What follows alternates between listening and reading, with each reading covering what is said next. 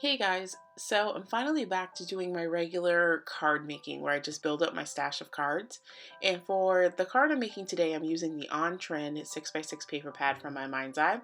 And I've already selected the papers that I'm going to use for my card, and they are all from this paper pad with the exception of the card base.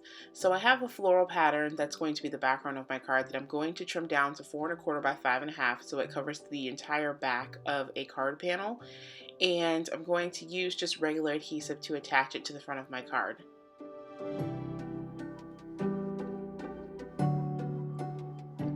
For the main panel or front piece of my card, I'm going to be using another piece of pattern paper from that same 6x6 paper pad, and I'm just die cutting it with the Lawn Fawn stitch die, and I think this is the second size in the set.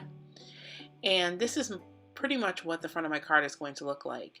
Now for my embellishment, I have a piece of wood that has been etched, and this is actually from the Target Dollar Spot from their Valentine's Day collection. So you may not be able to find this at this point, but there are some alternatives that you can use or create if you really want this look on a card. And this embellishment is going to be attached to a wide piece of ribbon that happens to match this cardstock.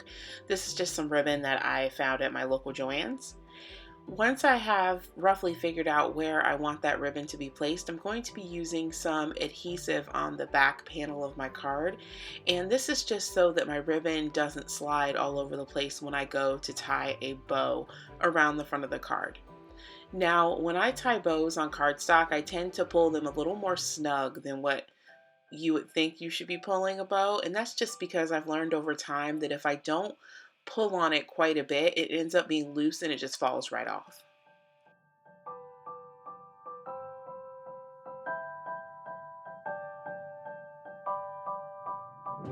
The sentiment that I'm going to place on the front of my card is fairly simple. It just says Mr. and Mrs.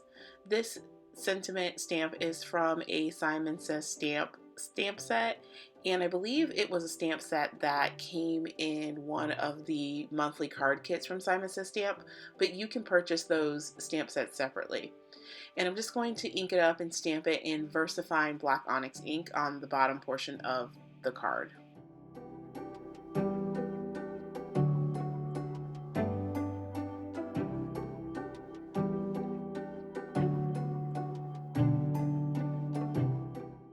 Next, I'm going to use quite a bit of dimensional adhesive to attach the front panel to my card base. And the reason I'm using a lot of dimensional adhesive is because the weight of the embellishment and the weight of the ribbon actually push down quite a bit on the front of the card.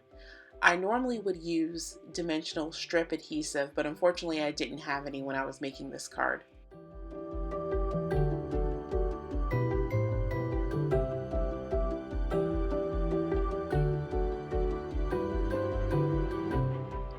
Now that my front is attached to my card, I can start working on this bow. Now, one of my tails landed on top after I tied the bow, so I simply pulled it through one of the loops so that both tails were on the bottom of the bow. And I'm going to finally attach the wood embellishment onto the front of my card. The particular embellishment that I'm using, like I mentioned before, is from Target, but you can create a similar embellishment using a heat burnishing tool or a heat tool and pieces of wood. And it's very easy to draw with the heat tool, and they do sell pieces of blank wood embellishments online on Amazon and at Michael's. But anyways, I'm going to attach my wood embellishment using a piece of twine. These wood embellishments actually did come already tied with twine, but the twine was quite thick and frayed, so I decided to swap it out for a thinner version. And I'm attaching the wood embellishment within the knot of the ribbon and then taking the knot that I had to tie and hiding it underneath where the middle of the bow is.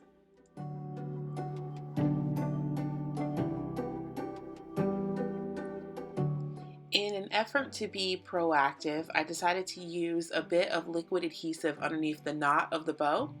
And this glue is just to provide some additional support from that embellishment and keep the bow from either coming untied or sagging due to the weight of the embellishment.